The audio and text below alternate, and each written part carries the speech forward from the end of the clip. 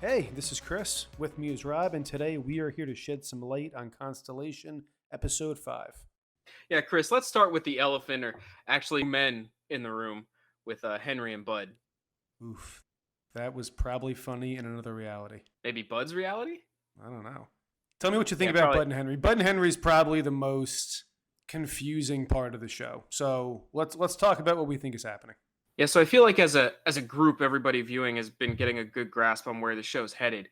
And I feel like the whole situation with Henry and Bud now has added just this wrinkle to purposefully make it more confusing, because now we know they were kind of able to interact, but now this ability to flip and be able to kind of control mostly Henry in this case has just made it more confusing from where we were at before. The topic that they're using for the show, quantum mechanics, is innately confusing, at least for 99% of the population. And a lot of the theories they're using are real, but obviously they're taking them to the extreme of what this could mean. And we were talking before we did the show, running over what we think is happening. And I think we both agree that, and like most people, Bud and Henry are alternate versions of each other. Reality A and reality B of the same person.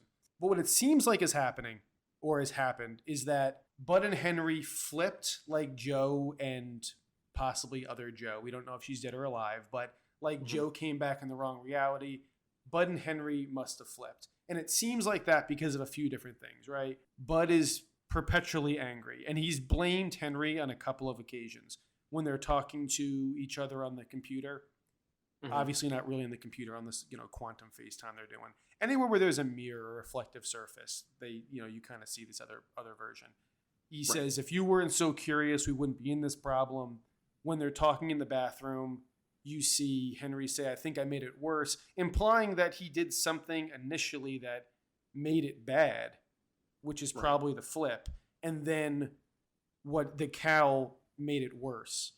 And then we see in Bud's reality, him talking to his daughter, but he refers to himself as her kind of father, and then her name is Henrietta, which to me leads me to believe that it was Henry's daughter in that reality, and instead of being like Henry Jr., he just kind of went with Henrietta as a namesake. So it seems like they flipped. Bud's pissed off about it because his life seems to suck. I see what you did there. What did I He's do? pissed off. Oh, I He's didn't. pissed I off didn't do that about on purpose, but that really works. Okay. See, that was funnier than your joke, and I didn't even mean to. That was Rob B. That was Rob from the other reality that came up with that one. So Bud's pissed off about it, and he's trying to now interact with Henry and ruin things for him, like he said he would.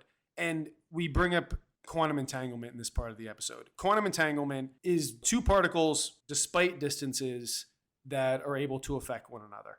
There's a lot more that goes into it, and I'm sure they're not going to take it to the extreme of exactly what that means, but it basically says that Bud can affect Henry, and Henry can affect Bud, and we see that happening, right?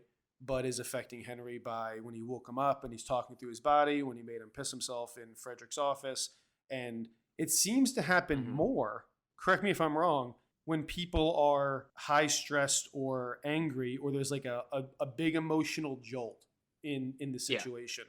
Yeah, and I think we've seen a couple examples of that. Bud, in particular, when he pushes the conspiracy theorist off the back of the boat, we saw kind of a weird, wavy, foggy visual effect that occurred there. The same we saw, kind of effect we see with the cow, like that. Yes. Yeah, that yeah. circle. That kind of warped, Yeah. that kind of warped circular. Yeah, and then we also see, kind of the first example of it, maybe not as extreme, but Joe, when she sees the not cleaners, but they came in to empty out her office and they weren't responding to her talking, but it was when she really got nervous and scared as to why she wasn't being able to be seen, that was when he saw her right in front of him. Right. And I think at the time, I actually was thinking that was more of a proximity piece, but I think that, to compare it that way, I think it definitely was, that emotionally heightened moment as well, where we see it come through. We could be wrong. I mean, it could be that they're close to the cow. It could be a little bit of both, maybe. I don't really know, but it just seems like whenever people get in a high, even the ISS itself was a high intense situation, and some of the situation Alice has been in, the more intense the situation, it seems to let you play a little on between realities for whatever reason. So we saw it with Bud, we see it with Henry, we see it with Irene and Valia when she when they're in that romantic situation and she kind of flips, maybe there was something Yeah. going on there. I mean, it's just that there are times that these things seem to correlate. Yeah, and I think that leads me to kind of question, as we're thinking about this emotional tie, and it heightening. It makes me wonder if a good example of that, we're seeing it from the opposite side, was Alice seeing Paul at the funeral for who now, obviously through all the context we think it was Joe's funeral. That if the other Alice was extremely emotional and she was very upset knowing it was her mother's funeral, Alice actually got kind of pulled in there, That's a right? great point. So I didn't think I'm about that thinking, right until I right do. now. Yeah. Yeah, this just through us talking has kind of clicked, and I think Alice in particular with her emotions, I think is a great next piece for us to talk about, because one of the things that you've mentioned, and it's I think it was kind of a smaller point when we were talking about it, but I think it's a good thing to call out just to start this conversation about Alice. Is it almost appears like her clothes are changing very quickly, like in between realities through as we go throughout some of the episodes. And again, this is kind of in the moment as we're talking about it, but if the funeral was a really high tension emotional reaction, that she saw the flip in a way, or kind of flipped between the realities because of it, she doesn't know she's doing it. And I'm wondering if, to your point that you made offline, Chris, if she's jumping around without her knowing it more often than we're even noticing. What I think, so we look at the show and we see Bud and Henry are communicating and they're able to affect each other. Most likely Irena and Devalia. I don't want to say in communication because Devalia is dead, or at least in my opinion, her other half is dead. But she seems to still be able to control her based off the conversation we hear from Alice, where that she knows Irena's voice, and she knows, and Devalia, the dead cosmonaut, The like mumbles cosmonaut, to yeah. her, like tries to talk to her. So it seems like there's still a sense of control despite the fact that the other one's dead. And Joe seems to be getting some information from other Joe, right? She learns how to play the piano, most likely because of entanglement, because the two are connected. And we see a snippet, I mean, a very brief snippet in one of the episodes where Joe has a bloody eye. She has like gauze and she's busted up in her eye on the ISS. And if you notice, whenever Joe gets a headache, she grabs her left eye, right? Hmm. Every time. So it's like this other connection between the two, where extreme pain or duress cause Joe to feel stuff, and she's all worked up in the car after Magnus and the teacher are talking, and she feels it, all this other stuff. So then when we see Alice going in the car trip with Joe after she leaves Magnus there, which is kind of shitty. She's kind of like left him there. Little bit. The other thing that I took away from that scene, I think for what didn't seem like a super intensive scene, other than just hearing some of the tapes, one of the other things that I took away was kind of going back to what we talked about previously of space. The show is called Constellation. It's presented as this space show, but I think space again was more of an environment that was needed than the actual setting or anything. Mm-hmm. And I think this episode and them going on the boat to listen to the tapes was further proof of that. Because what my theory is, if you will, is that the further away you are from any outside forces that could affect your physical, emotional, mental well-being process, whatever you want to call it, right? So being on a boat 5 miles from shore with no one else around, nothing else around, would be about as close as you could get to being in space by yourself while you're on Earth, right? Because so where I'm thinking that kind of ties in is we're looking at this liminal space that they keep kind of referring to as the space between these realities that you have to essentially pass through, so that if Joe did switch, if Henry and Bud did flip places, they had to pass through. And by being in these super isolated scenarios, that's where your veil between these realities is the thinnest, then you can pass through, right? If I'm in New York City, there's so many people and so many things around me. One horn being honked and one person stepping in a different location has now changed the reality around me. But the less of those variables there are near me, the closer I'm going to be to that same reality as the other version. So I think that's what the Cal experiment needing to be on the ISS led to. And I think that's where, at this marine observatory, they're able to go out, get away from everything and be able to get to the thinnest point between those veils and hear these recordings on the tapes. And that's why it took going out there to do so. So that was my other big takeaway from that scene. I agree. I mean, so it's funny you say that, because a lot of times when talking about space exploration and how much we know about space, it's almost always in the same conversation about how little we also know about the ocean. They're kind of seen as two sides of the same coin, right? This vast world we don't understand above and below, right? It's the space of the earth, like we don't know about either one, and they're both very isolated, and I mean, obviously there's things in each of them, but to your point, it's definitely not New York City. And the cabin's a great example of that this cabin in a isolated area with just tons of snow, dampening silence, it's very out there, it's very alone, would also be an excellent location for this. And whenever she goes to the cabin, she's with the cow. She even had the cow in the car when she went to the observatory, the marine observatory. She had the cow in space. She had the cow at the cabin. Anywhere she goes with the cow tends to do this. When she had that big switch over in her office where the cleaners were cleaning it out, the cow was in the same building. So the proximity to that, as well as these isolated locations, seem to allow these transitions between reality A and B, or blue and red, or whatever you want to call it. Yeah, and we also kind of said I'm of the impression now that the cow itself is not creating these changes or anything. It's when you're in that thinnest veil area, the cow is operating as I kind of said it as a magnet, and Chris, I know you kind of said it as a black hole, but I think we're thinking down the same path of it's these particles and it's drawing them in together, right? Kind of sucking them in so that they're putting them in one location.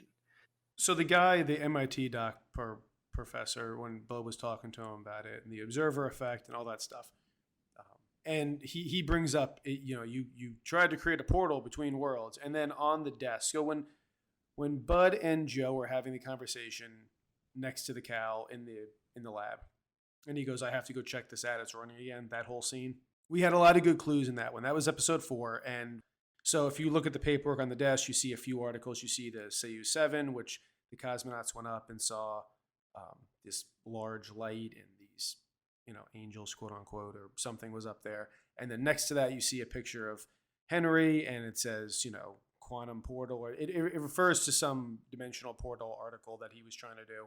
So the cow, most likely, based on what Henry and the MIT professor in the last couple of episodes is telling us, is it's creating a way to communicate between two realities. Whether we had talked about this, most likely they're referring to the many worlds theory, but for the sake of TV and an already complicated show, they're most likely focusing on two realities, right? I think the hallway scene with Henry and Bud with the doors in the hotel gives us the idea that there's many, many doors in different realities, right? This Scooby-Doo like hallway where they Oh open yeah, doors in the and do title whatever. sequence. Yeah. Yeah. And you see in the title sequence, you see in the last episode, this representation of the many worlds. And then they use hallways as well as like liminal space hallways where Joe's like, she wakes up and there's like Floating down to the armoire and the armoire is everywhere, and it's like the portals between the two. These throwbacks to Alice in Wonderland and the Lion, the Witch, and the Wardrobe, and all these like ways to access different worlds and things like that. So they're most likely focusing on just reality A and B, and the Cal is allowing us to communicate, because as you get closer to the Cal, you hear things more clearly. The tapes on the from the brother and sister, from the other universes. This portal seems to allow them to communicate more. I keep thinking of it as it's creating a singularity, right? Like it's pulling them all together into one, so it can actually focus and you can hear it. I don't know if it's pulling them together as one. I think it's just allowing the information. It's like if we had radios and we put like a lead shield in between us, and then you cut a hole in the middle of it, and all of a sudden now these radio waves aren't bouncing off the shield anymore. They have this little hole to go through and we can hear each other. But if we got like really far away, like 30 feet down, the radio waves would stop working or be less clear because the hole's 30 feet away from us. And the closer we got to the hole, the radio waves would be able to go through the hole. We'd hear clearly again, and so on and so forth.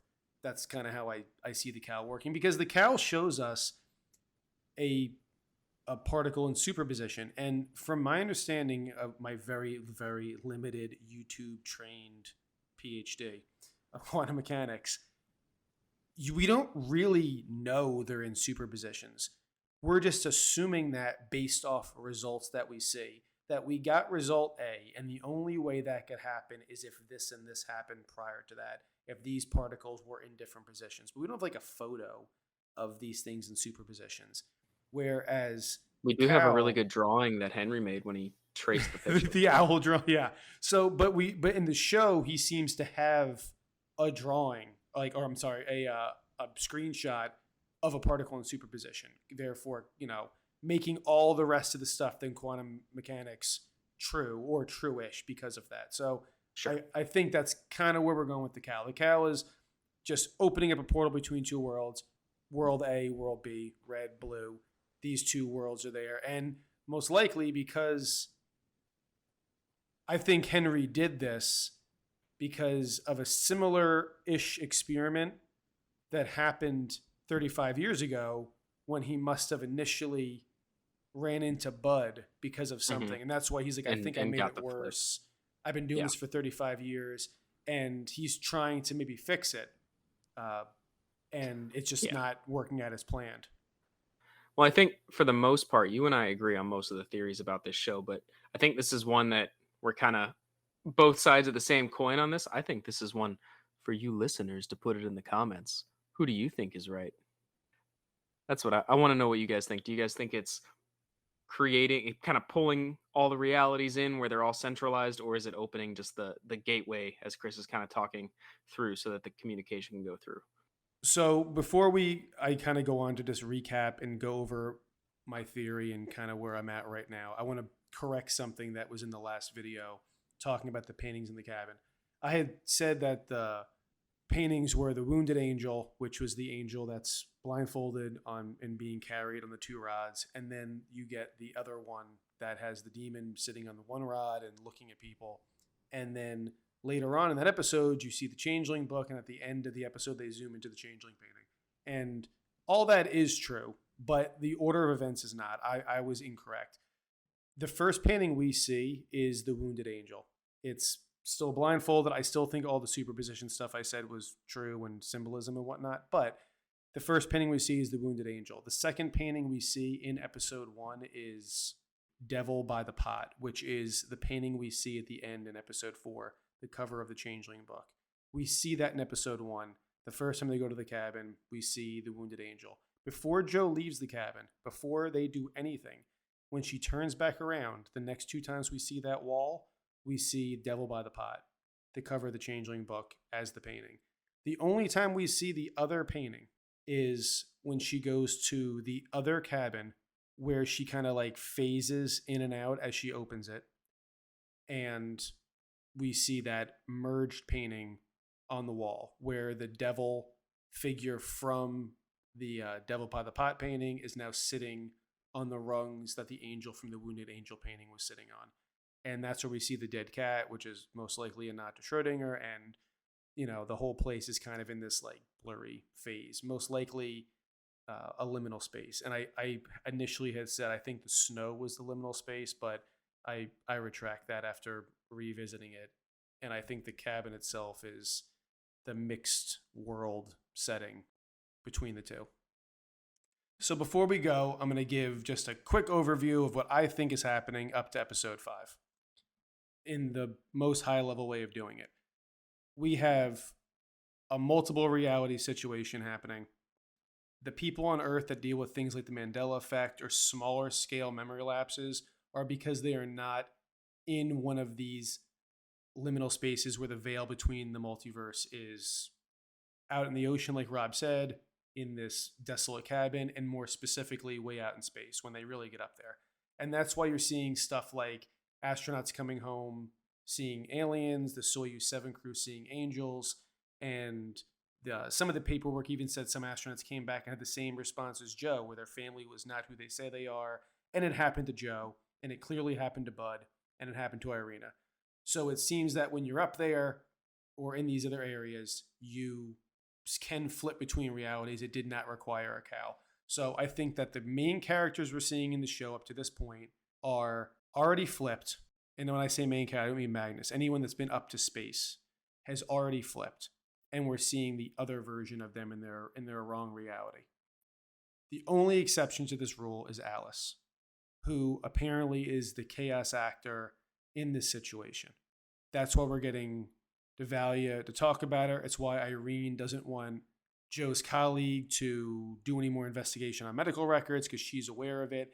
I personally think Irene doesn't want people to know that she isn't who she says she is and that this is happening. It's either a larger conspiracy where people know about it, or she particularly doesn't want people to know about it. And that's why she's very concerned with people looking into the situation. The only exception is Alice, and I think that Irene's a bigger part of it because it makes sense on why she would be trying to talk to Alice in this liminal space. There's no other reason why these two would be communicating. So I think that's kind of where they're going with it.